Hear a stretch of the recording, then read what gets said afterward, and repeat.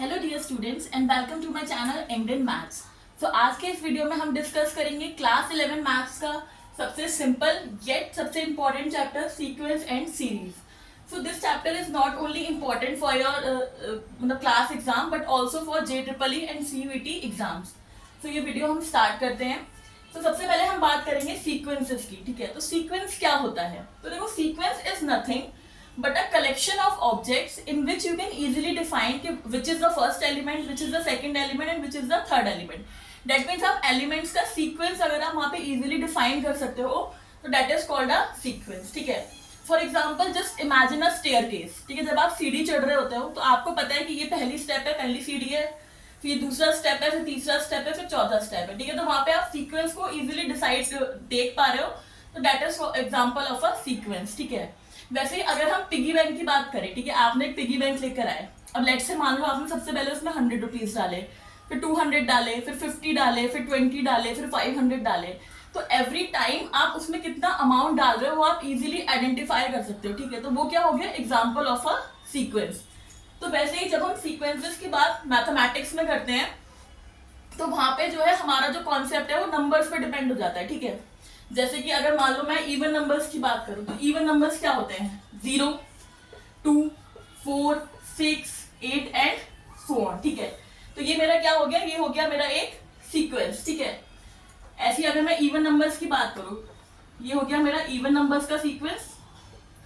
अगर मैं odd numbers की बात करूं तो वो क्या होता है मेरा? 1, 3, 5, 7, 9, ठीक है। तो यहाँ पे मैं इजीली बता सकती हूँ कि this is my first element, this is second, this is third, this is fourth. तो ये क्या बन गया? मेरा एक सीक्वेंस। ऐसे सिमिलरली ये भी क्या हो गया? एक सीक्वेंस। तो सीक्वेंस में क्या होता है? जहां पे आप फर्स्ट, सेकंड, थर्ड यानी कि उनका सीक्वेंस आइडेंटिफाई कर सकते हो और एलिमेंट्स को आप कॉमा लगा के लिखते हो तो वो आपका क्या बन जाता है? एक मैथमेटिकल सीक्वेंस, ठीक है।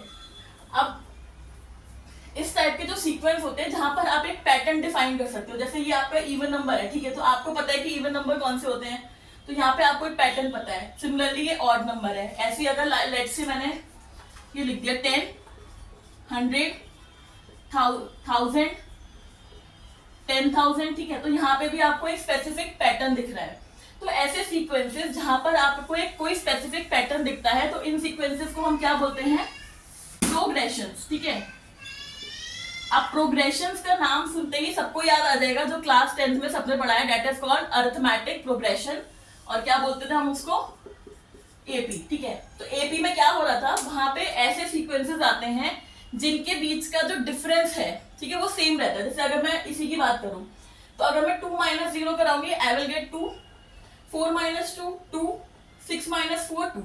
यानी कि अगर आप दो कंसेक्यूटिव टर्म्स का डिफरेंस ले रहे हो तो वो मुझे सेम मिल रहा है। सिमिलर सिनेरियो यहाँ पे होगा, ठीक है। तो ये दोनों सीक्वेंस मेरे कैसे हो गए? ये मेरे सीक्वेंस हो गए एपी जहां पे मेरा कॉमन डिफरेंस सेम रहता है, ठीक है। तो ये हमने सबने क्लास 10th में पढ़ रखा है। अब इस जो चैप्टर में जो आपका नया है जो आपको पढ़ना है that is GP, that means geometric progressions, जिसके बारे में हम अभी थोड़ा आगे डिस्कस करेंगे। अभी पहले हम सीक्वेंस और सीरीज का थोड़ा थोड़ा बेसिक देख लेते हैं कि ये एक्चुअल में होते क्या है, ठीक है। तो बेसिक डेफिनेशन आई होप सबको समझ में आ गई होगी कि सीक्वेंसेस होते कैसे हैं, ठीक है। अब बात आती है कि सीक्वेंसेस कितने टाइप के होते हैं।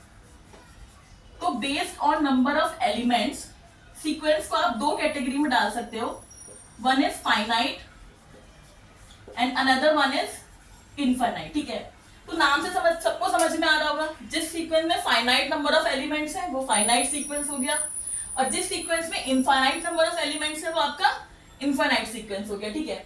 तो ये जो हमारा था इवन नंबर, ऑड नंबर, ये सारे कैसे सीक्वेंस हो जाते हैं? Infinite sequence. और फाइनाइट सीक्वेंस वो होते हैं जहां पे कुछ डेफिनेट नंबर होते हैं। जैसे मान लो मैंने एक सीक्वेंस लिख दिया 5, 10, 15, 20, ठीक है। तो ये मेरा मान लो ये सीक्वेंस में सिर्फ यही 4 एलिमेंट्स है, तो ये कैसा सीक्वेंस हो जाएगा? एक फाइनाइट सीक्वेंस हो जाएगा। ये जैसे मैंने आपको पिगी बैंक का एग्जांपल पहले डिस्कस किया था, ठीक है। तो मान लो आपके पिगी बैंक में आपने 50 बार उसमें अमाउंट रखा, उतना ही स्पेस है उसमें, ठीक है। तो उसमें 50 तक एलिमेंट्स हो जाएंगे तो वो हो जाएगा आपका एक फाइनाइट सीक्वेंस। कोई स्टेयरकेस है, मान लो उसमें 25 स्टेप्स हैं, ठीक है, तो वो भी कैसा हो जाएगा? Finite sequence. तो जहां पे काउंटेबल नंबर ऑफ एलिमेंट्स है, आप 100, 200, 1000, 2000 डिफाइन कर सकते हो, वो हो जाते हैं आपके फाइनाइट सीक्वेंस। जहां पे आप नंबर डिफाइन नहीं कर सकते, वो हो जाते हैं आपके इनफाइनाइट सीक्वेंस, ठीक है। तो डेफिनेशन हो गई, टाइप्स हो गया। अब क्या चीज आती है कि हम सीक्वेंस को मतलब एक्सप्रेस कैसे करें। जैसे अगर आपके सीक्वेंस में 5 एलिमेंट 10 एलिमेंट है तो आप इस तरीके से कॉमा लगा के लिख सकते हो, ठीक है। बट लेट से आपके सीक्वेंस में बहुत सारे एलिमेंट हैं, तो आप कब तक कॉमा लगा के लिखते रहोगे, ठीक है। तो हमें एक जनरल एक्सप्रेशन चाहिए होता है सीक्वेंस को एक्सप्रेस करने के लिए, ठीक है। तो एपी में सबने पढ़ रखा है एनएच टर्म, तो वही हम एनएच टर्म डिफाइन करेंगे किसी भी सीक्वेंस के लिए, ठीक है। तो जैसे जो दो सीक्वेंस में स्टार्टिंग से लेके चल रही हूँ मैं उसी पे डिफाइन करती हूँ। तो जैसे ये मेरा इवन नंबर है, ठीक है, इसके लिए मैं एन क्या लिख सकती हूँ, 2n लिख सकते हैं, ठीक है। Where n belongs to this set of 0 1 2 up to, इस सेट को मेरा n बिलोंग करता है। तो ये सीक्वेंस क्या हो जाएगा, n को आप 0 रखोगे तो 0, 1 रखोगे तो 2, 2 रखोगे तो 4 एंड सो ऑन। तो ये मेरा क्या हो जाएगा, sequence of even number. Similarly अगर मुझे ऑड नंबर के लिए जनरल टर्म डिफाइन करनी तो वो क्या हो जाएगा, 2n माइनस n, जहां n मेरा नेचुरल नंबर्स को बिलोंग करता है। तो n को आप 1 रखोगे तो यू विल गेट 1, 2 रखोगे यू विल गेट 3, ठीक है। तो इस तरीके से हम किसी भी सीक्वेंस की एक जनरल टर्म डिफाइन कर सकते हैं। अब इस जनरल टर्म में आप n की कुछ भी वैल्यू रखोगे तो आपको मिल जाएगी। लेट्स से मुझसे कोई पूछे अगर कि 50th ऑड नंबर बताओ आप मुझे, ठीक है, 50th, तो मुझे क्या करना होगा, n को मैं यहाँ पे 50 पुट कर दूंगी, तो ये क्या हो जाएगा a50, तो 2 into 50 is 100 and 100 minus 1 is 99, तो मेरा a50 क्या हो गया, 99 हो गया, ठीक है। तो आपके बुक में इस तरीके के क्वेश्चंस दिए है कि आपको एक जनरल एक्सप्रेशन दे दिया है और आपसे बोला गया कि आप फर्स्ट 5 टर्म्स लिखो, या कोई 100 टर्म बताओ, 200 टर्म बताओ, 300 टर्म बताओ, 50th टर्म बताओ।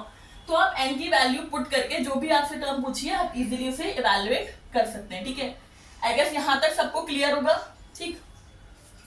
अब ये तो हो गया हमारा पूरा सीक्वेंस की कहानी। अब सीक्वेंस के बाद हम सीरीज पर कैसे आते हैं तो वो हमें देखना है, ठीक है। तो देखो सीक्वेंस में क्या हो रहा है, सीक्वेंस में आप एलिमेंट्स को लिख रहे हो कॉमा लगा के, ठीक है। मान लो मेरा ये एक जनरल सीक्वेंस है, मैंने ऐसे डिफाइन करा है a1 a2 a3 and up to an, ये मेरा n टर्म्स का सीक्वेंस है। अब मुझे सीक्वेंस से आना है सीरीज पर, तो सीरीज में मेरा क्या होता है, सीरीज में जो ये आपका कॉमा का साइन है इसको हम प्लस के साइन से रिप्लेस कर देते हैं। तो क्या हो जाएगा a1 plus a2 plus a3 plus an, तो इसको मैं क्या बोलूंगी, this is the series associated with this sequence, ठीक है। तो इस सीक्वेंस के करस्पॉन्डिंग जो मुझे सीरीज मिलेगी वो ये है, ठीक है।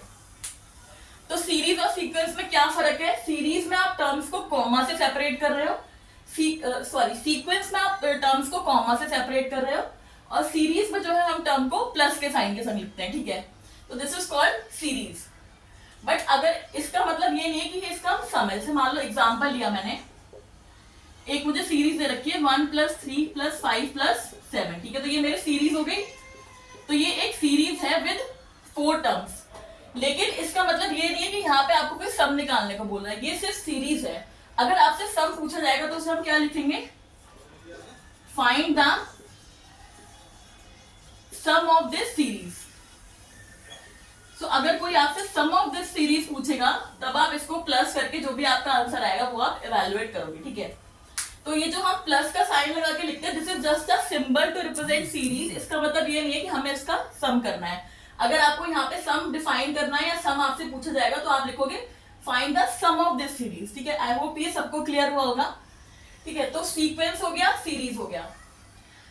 अब इस सीरीज को भी मान लो इसमें बहुत सारी टर्म्स है, तो कब तक आप प्लस कर करके लिखोगे, ठीक है। तो इसके लिए भी एक जनरल एक्सप्रेशन होना चाहिए। तो इसका जनरल एक्सप्रेशन क्या होता है, वो होता है ये सिग्मा। इसको हम बोलते हैं, दिस इज कॉल्ड सिग्मा, ठीक है। इसको हम सिग्मा से रिप्रेजेंट करते हैं, तो विल राइट सिग्मा ए के वेयर के गोज फ्रॉम 1 to n। तो ये सिग्मा क्या रिप्रेजेंट कर रहा है, ये प्लस साइन रिप्रेजेंट कर रहा है। इसका मतलब हो गया, इसको आप लिखोगे a1 plus a2 plus a3 up to an, ठीक है। तो ये हमारा हो गया सीरीज का वे ऑफ एक्सप्रेशन। तो आई होप यहां तक सबको क्लियर हो गया, ठीक है। हमने सीक्वेंस का बेसिक डिसाइड कर लिया, देख लिया, टाइप्स देख लिए, सीक्वेंस से हम सीरीज पर आ गए, सीरीज की हमने नोटेशन देख ली। तो अब हम बात करते हैं जो मेजर टॉपिक है इस चैप्टर का, वो है ज्योमेट्रिक प्रोग्रेशन। तो जैसे अरिथमेटिक प्रोग्रेशन में एक फिक्स पैटर्न था, तो सेम वही होता है हमारे ज्योमेट्रिक प्रोग्रेशन में। तो ज्योमेट्रिक प्रोग्रेशन में भी एक स्पेसिफिक टाइप का पैटर्न होता है अमंग द एलिमेंट्स, ठीक है। तो कुछ एग्जांपल्स देखते हैं। जैसे एक एग्जांपल है आपका 2, 4, 8, 10 एंड सो ऑन, ठीक है। और एक एग्जांपल मैंने ले लिया 5, 25, 125 एंड सो ऑन, ठीक है। तो ये देखो, ये मेरा A1 है, this is A2, this is A3, ठीक है, अप टू सो ऑन चलेगा। सिमिलरली यहाँ पे ये मेरा A1 है, ये A2 है, ये A3 है, ठीक है। अब आप यहाँ पे देखो, अगर मैं A2 divided by A1 evaluate करती हूँ तो वो क्या होगा मेरा 4 डिवाइडेड बाय 2, तो मुझे क्या मिलेगा 2, ठीक है।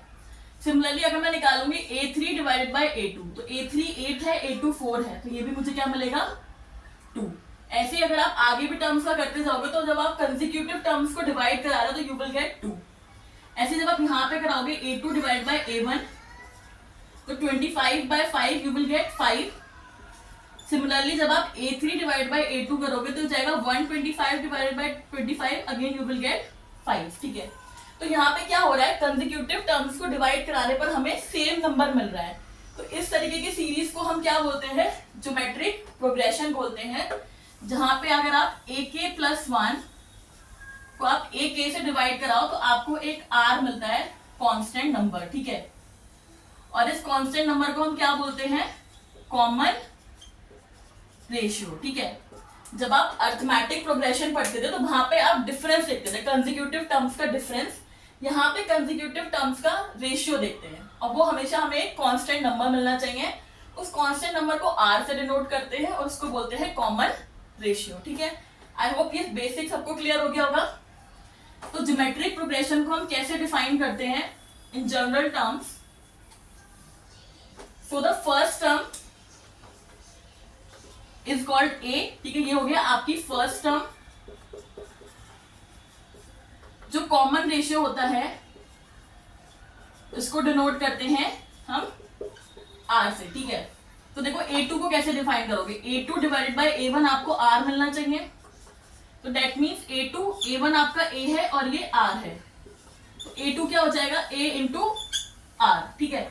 सिमिलरली अगर आपको A3 निकालना है तो A3 डिवाइडेड बाय A2, ठीक है। तो A3, A2 क्या है, A2 है A इंटू R, और ये रेशियो किसके इक्वल आता है, R के इक्वल आता है, तो मल्टीप्लाई में जाएगा तो A3 कितना हो जाएगा A इंटू R स्क्वायर, ठीक है। तो आप पैटर्न देख रहे हो, A2 आया A इंटू R, A3 आया A इंटू R स्क्वायर। तो सिमिलरली AN कितना हो जाएगा, A तो आएगा ही, और R की पावर इस इंडेक्स से एक कम है, तो यहाँ N है, तो ये हो जाएगा आपका N-1।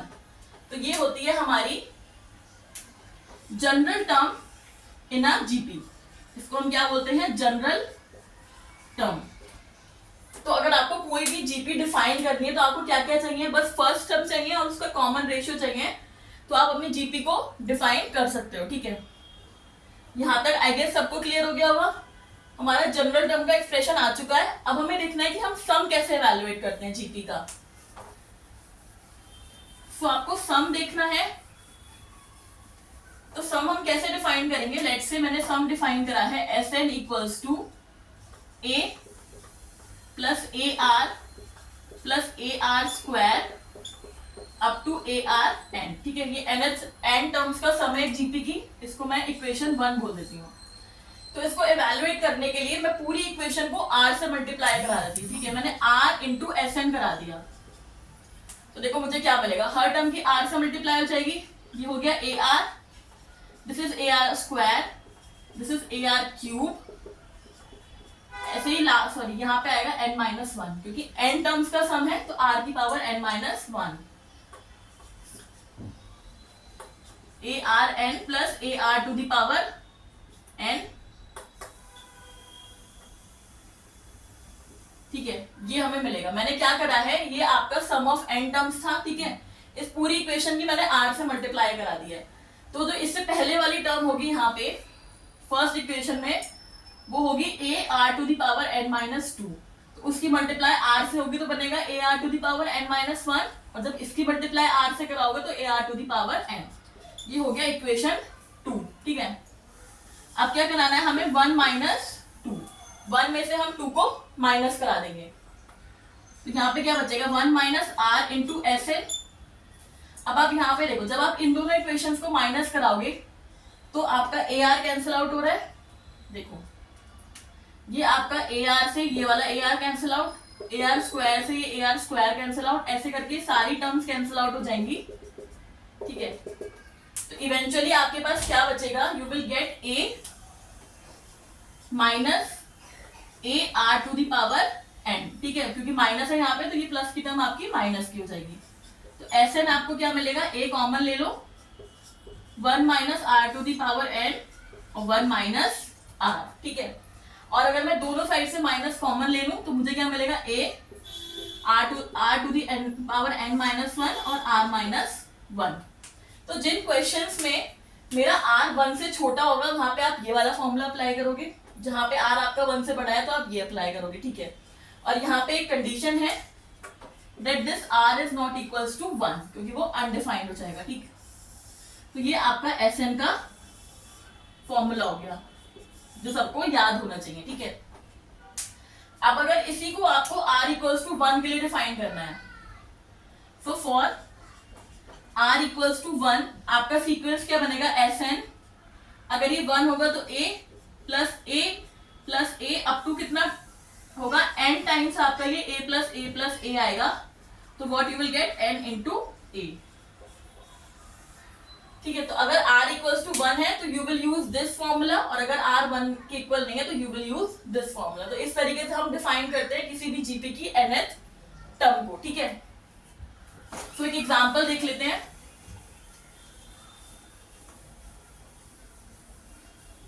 तो लेट्स से आपको एक जीपी गिवन है, this is the GP 5, 25, 125 and so on. ठीक है, ये आपको एक जीपी गिवन है और आपसे पूछा है कि एक तो आपको an फाइंड आउट करना है, यानी कि nth टर्म बतानी है, उसके बाद आपको a50 फाइंड आउट करना है और आपको s10 फाइंड आउट करना है। ये तीन चीजें आपको फाइंड आउट करनी है। तो देखो आप कैसे करोगे, सीक्वेंस तो साफ दिख रहा है, a यहाँ पे आपका 5 है। ठीक है, अब आपको r चाहिए होता है, r क्या होता है, a2 divide by a1, a2 है 25 और a1 है 5, तो क्या मिलेगा आपको 5, तो r की वैल्यू आ गई 5। अब a n पूछ रहे हैं, तो a n का फॉर्मूला क्या था, a into R to the power n minus 1। Okay, तो a की वैल्यू 5, r की value 5 to the power n minus 1, ये क्या हो गया 5 टू दी पावर n, तो ये आ गया आपका a n। अब क्या पूछा उन्होंने, a50, तो a50 क्या हो जाएगा 5 टू दी पावर 50, और दूसरा क्या पूछा है s10, s10, s का फॉर्मूला क्या था, a r to the power n minus 1 r minus 1। ठीक है, तो ये हो गया आपका 5 into 5 to the power 10 minus 1 और नीचे आएगा 5 माइनस 1 और यू कैन डायरेक्टली राइट 4, तो ये हो गया मेरा s10। तो आई गेस ये सिंपल है। ठीक है, अगर आपको सिंपल कोई भी जीपी दे रखी है तो इस तरीके से आप a और r की वैल्यू निकाल के nth टर्म निकाल सकते हो और उसका सम फाइंड आउट कर सकते हो। ठीक है, आई होप यहाँ तक सबको क्लियर हो गया होगा। जीपी का बेसिक हमने डिस्कस कर लिया है। नेक्स्ट जो आपको डिस्कस करना है हमें वो होता है another measure for this GP series which is called geometric mean. ठीक है, सबको याद होगा जब हम अर्थमेटिक प्रोग्रेशन पढ़ रहे थे तो वहां पे हम डिफाइन करते हैं अर्थमेटिक मीन। तो अगर कोई भी दो डिजिट्स आपको दे रखी हैं a और b, तो उनका अर्थमेटिक मीन होता है a plus B divided by 2। तो ठीक है, ये सिंपल एक आपका मीन है जो कि हमारे एक सेंट्रल टेंडेंसी को बताता है। तो ज्योमेट्रिकल प्रोग्रेशन में हम कैसे डिफाइन करते हैं, अगर a और b दो पॉजिटिव नंबर्स आपको गिवन है तो उनका जो ज्योमेट्रिक मीन होता है gm, वो किसके इक्वल होता है, अंडर रूट में a इंटू बी के। ठीक है, तो ज्योमेट्रिक मीन जो होता है वो बेसिकली आपका एक ग्रोथ को डिफाइन करता है। ठीक है, मान लो मैंने कहा कि एक कंपनी थी, उसने एक साल में 10% ग्रोथ करी, दूसरे साल में 20% ग्रोथ करी, तो ये एक तरीके से आपको उनका एवरेज ग्रोथ बता देगा कि उनकी ऑन एन एवरेज कितनी ग्रोथ हुई। ठीक है, तो ये हमारा हो जाता है ज्योमेट्रिक मीन। अब जो एक इम्पॉर्टेंट चीज है तो सबको ध्यान रखनी चाहिए, वो है आपका relationship between M and GM. ठीक है, एम और जीएम के बीच का रिलेशनशिप क्या होता है। तो मान लो ए और बी हमने दो नंबर्स कंसीडर करें, पॉजिटिव नंबर्स, तो ये मेरा हो गया ए एम और ये है मेरा जी एम। ठीक है, लेट्स से इसको मैं ए से डिनोट कर रही हूँ और इसको मैंने जी से डिनोट करा है। तो अगर मैं ए माइनस जी इवैल्यूएट करूंगी तो व्हाट आई विल गेट, तो a is a plus b by 2 and g is under root A b. ठीक है, यहाँ पे आप एलसीएम ले लो, तो ये हो जाएगा a plus b minus 2 under root A b. ठीक, अब देखो इसको मैं लिख सकती हूँ अंडर रूट ए का स्क्वायर, ए को आप अंडर रूट ए का स्क्वायर लिख सकते हो, बी को आप अंडर रूट बी का स्क्वायर लिख सकते हो, minus 2 under root A B divided by 2। ठीक है, तो ये देखो ऊपर क्या बन रहा है, ऊपर आपका सिंपली बन चुका है अंडर रूट ए माइनस अंडर रूट बी का होल स्क्वायर डिवाइडेड बाय 2। अब स्क्वायर है तो आपको पता है स्क्वायर हमेशा पॉजिटिव क्वांटिटी होती है और आप 2 से डिवाइड कराओगे तो अगेन आपको पॉजिटिव क्वांटिटी मिलेगी। तो this is always greater than equals to 0। तो यहां से क्या है, a minus g is always greater than equals to 0. So this implies that a is always greater than or equals to g. That means arithmetic progression is always greater than equals to g. यानी कि आप दो अगर same numbers ले रहे हो और आप उनका अर्थमेटिक मीन निकालोगे और ज्योमेट्रिक मीन निकालोगे तो अर्थमेटिक मीन हमेशा ज्योमेट्रिक मीन से ज्यादा आएगा। ठीक है, तो ये एक बहुत इंपॉर्टेंट रिजल्ट है जो सबको याद रखना चाहिए।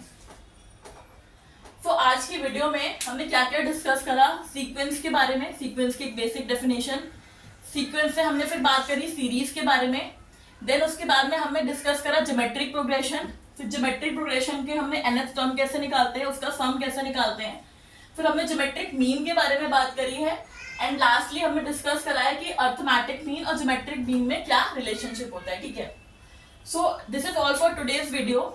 In my upcoming video, I will discuss the questions of exercise 8.1। ठीक है, आपकी NCERT की बुक्स में जितने भी क्वेश्चन दिए that I am going to solve, और बहुत अच्छे क्वेश्चन हैं और बहुत सारे क्वेश्चन हैं। अगर आपने उसकी एक्सरसाइज प्लस जो उसकी मिसलेनियस एक्सरसाइज है, अगर आपने दोनों अच्छे से सॉल्व कर ली तो फिर आप जीपी का ऑलमोस्ट हर एक क्वेश्चन बहुत इजीली सॉल्व कर सकते हो।